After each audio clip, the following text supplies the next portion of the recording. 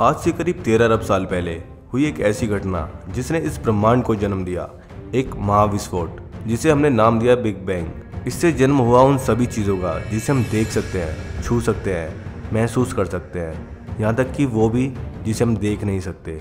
Big bang कैसे हुआ, इसका जिम्मेदार कौन है, यह कोई नहीं जानता, न ये हम कभी जान पाएंगे। लेकिन हमारे ब्रह्मांड का जन्म बिग बैंग से हुआ था। इसे हमने कैसे जाना, बिग बैंग के होने का हमारे पास क्या सबूत है, या फिर बिग बैंग थ्योरी कहाँ से आई और आखिर इस थ्योरी को ही लोग इतना क्यों मानते हैं। तो आइए जानते हैं आज के इस वीडियो में। दोस्तों, मैं हूँ निखिल।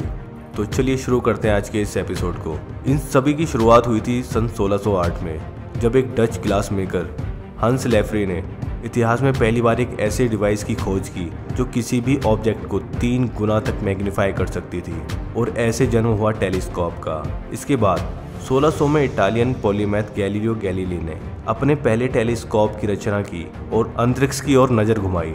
यह इंसानी इतिहास की सबसे बड़ी रचना थी, क्योंकि अब हमारा सब कुछ बदलने वाला था। गैलीलियो को अपनी इस महान रचना के लिए फादर ऑफ टेलीस्कोप कहा गया।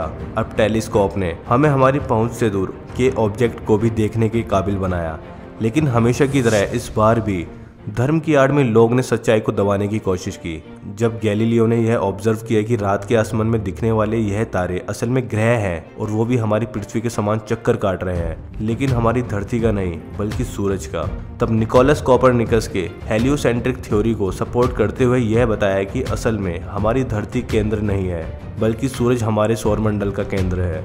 लेकिन उनकी यह बात चर्च को नागवार लगी और उनकी इस खोज के लिए उन्हें आजीवन कारावास में डाल दिया गया, और सन 1642 में कारावास में ही उनकी मौत हो गई। चर्च ने हेलियोसेंट्रिक बुक्स और उससे जुड़े सभी पे बैन लगा दिया, लेकिन सच्चाई कभी छुप नहीं सकती। वक्त के साथ साथ टेलीस्कोप का विकास हुआ और हमने धीरे धीरे सौरमंडल के और भी प्लैनेट्स की खोज की, लेकिन अभी भी हमारे लिए हमारा ब्रह्मांड केवल मात्र उतना ही था जितना हम देख सकते थे।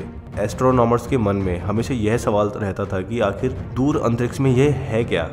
वक्त के साथ साथ हम और काबिल बनते गए, टेलीस्कोप का विकास होता गया, और फिर शुरुआत हुई 20वीं सदी की। वो वक्त जब मानव सभ्यता अंतरिक्ष की गहराइयों में झांकने के लिए पूरी तरह काबिल बन चुकी थी। 20वीं सदी की शुरुआती दशक में माउंट ऑब्जर्वेटरी की स्थापना की गई, जो उस समय की सबसे बड़ी और एडवांस ऑब्जर्वेटरी थी, और इसे बनाने वाले अमेरिकन एस्ट्रोनॉमर जॉर्ज एलेरी हेल। उनका मिशन था कि हमारे ब्रह्मांड के सबसे बड़े रहस्य को सुलझाना, कि आखिर हमारी गैलेक्सी के बाहर क्या है। हेल ने इस ऑब्जर्वेटरी में उस समय की सबसे बड़ी टेलीस्कोप को लगवाया, द 100 इंच टेलीस्कोप, और फाइनली सन 1917 में इस टेलीस्कोप के द्वार खोल दिए गए और हमने अंतरिक्ष में बहुत कुछ देखा। इस टेलीस्कोप ने अपने एस्ट्रोनॉमर को जो दिखाया उससे वह पूरी तरह चौंक गए। उन्हें समझ नहीं आ रहा था कि वह चीज़ें क्या थी। उन्होंने अंतरिक्ष में देखा अजीब से चमकीले बादल, जो अलग अलग आकार के, कुछ स्पाइरल तो कुछ अंडाकार और कुछ अनिश्चित आकार के। यह थे नेबुला, लेकिन उस वक्त कोई नहीं जानता था कि आखिर यह क्या थे और यह कितनी दूर थे। कुछ एस्ट्रोनॉमर यह भी मानते थे कि इनमें से कुछ नेबुलाज हमारे मिल्की वे के छोर में स्थित हैं, और उन्होंने यह सोचा कि असल में यह आइलैंड यूनिवर्सेस भी हो सकते हैं, यानी कि दूसरी गैलेक्सी, ठीक हमारी गैलेक्सी के समान। हिल ने दुनिया के सबसे अच्छे एस्ट्रोनॉमर्स का न्योता दिया इस रहस्य को सुलझाने के लिए, कि आखिर अंतरिक्ष में दिखने वाली ये चीज़ें क्या थी। उन्हीं में से एक थे एडविन हबल, जो कि उस टाइम के सबसे अच्छे ऑब्जर्वेशनल एस्ट्रोनॉमर थे। उन्होंने रात भर उस 100 इंच टेलीस्कोप के जरिए अंतरिक्ष में मौजूद उन नेबुलाज की पढ़ाई की, और इन्हीं में से एक ने उनके ध्यान को आकर्षित किया, जो था एंड्रोमेडा नेबुला।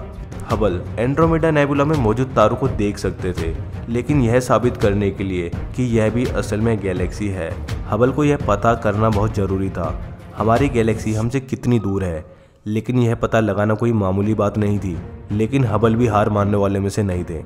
हबल ने स्टैंडर्ड कैंडल मेथड के जरिए एंड्रोमेडा नेबुला के डिस्टेंस को मापा, और उन्होंने यह अनुमान लगाया कि एंड्रोमेडा हमसे करीब 8 लाख लाइट ईयर दूर है, यानी हमारी गैलेक्सी के सबसे दूर मौजूद तारे से करीब 8 गुना दूर। यानी एंड्रोमेडा हमारी मिल्की वे गैलेक्सी से बाहर था, एक दूसरी गैलेक्सी, अपने आप में एक दूसरी दुनिया। इसके बाद हबल ने ऐसे ही और भी कई गैलेक्सीज की खोज की।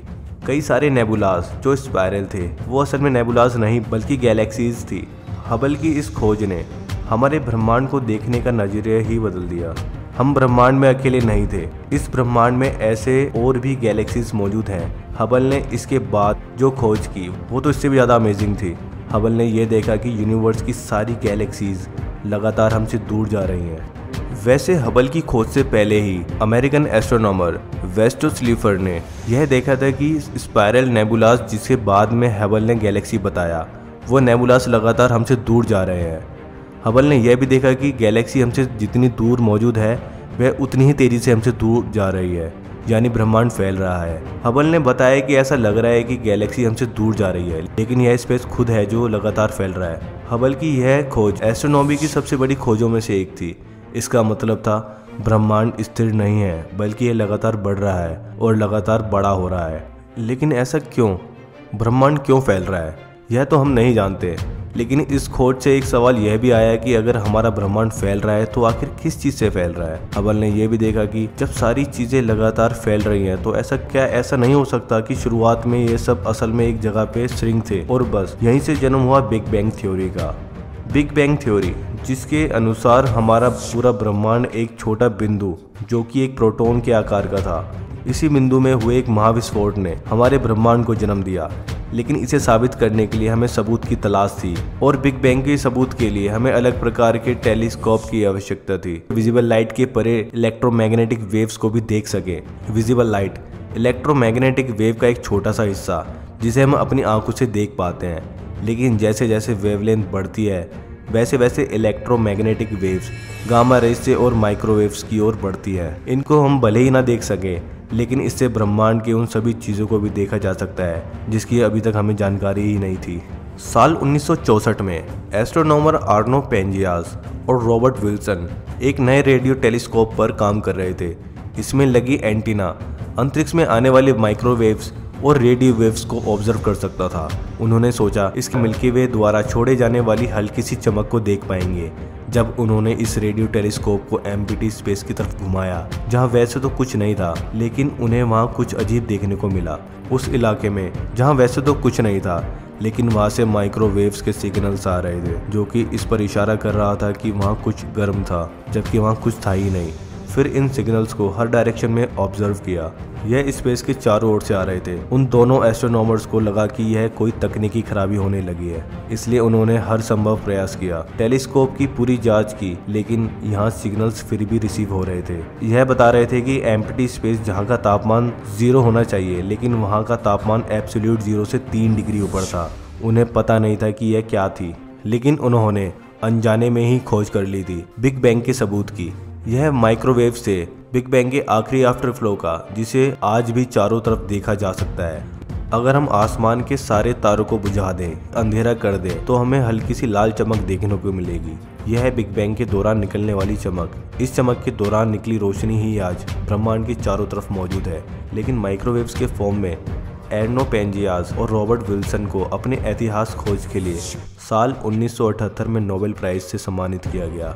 इसके बाद साल 2001 में लॉन्च किया गया विल्किंसन माइक्रोवेव एनिसोट्रॉपी प्रो, या कहें तो WMAP। ये पेंजियास और विल्सन के उस बड़े रेडियो टेलीस्कोप का एक छोटा सा और आधुनिक रूप था। इसके जरिए उस आफ्टरग्लो का एक डिटेल में मैप बनाया गया और हमें मिला ये कॉस्मिक माइक्रोवेव बैकग्राउंड की डिटेल में एक मैप। इसे बनाने में 9 साल की मेहनत लगी और ये हमारे ब्रह्मांड की तस्वीर है उस वक्त की जब हमारे ब्रह्मांड का जन्म हुआ था। तो इस तरह से बिग बैंग थ्योरी की रचना हुई थी और हमें इसके सबूत मिले। लेकिन आप में से कुछ लोगों के मन में यह सवाल जरूर होगा कि हमने यह कैसे पता लगाया कि बिग बैंग आज से 13 अरब साल पहले हुआ था। इसका जवाब बहुत ही आसान है। अगर आप किसी वीडियो में एक धमाके को देख कर रहे हो तो आप उस वीडियो को रिवाइंड करके यह देख सकते हो कि धमाके की शुरुआत कब हुई थी। ठीक वैसे ही ब्रह्मांड के फैलने की रफ्तार को मापकर कुछ कैलकुलेशंस के जरिए एस्ट्रोनॉमर ने यह अनुमान लगाया कि आज से करीब 13 अरब साल पहले यह हमारी गैलेक्सी का एक बिंदु श्रिंक होंगे और इस तरह से हमने एक अनुमानित समय मिला जिसे हमने जान लिया कि यह यूनिवर्स की शुरुआत हुई थी।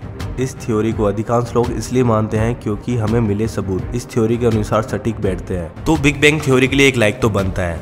आज के लिए बस इतना ही। अगर आपको यह वीडियो पसंद आया हो तो इस वीडियो को लाइक जरूर करें और अपने फ्रेंड्स और फैमिली के साथ शेयर जरूर करें।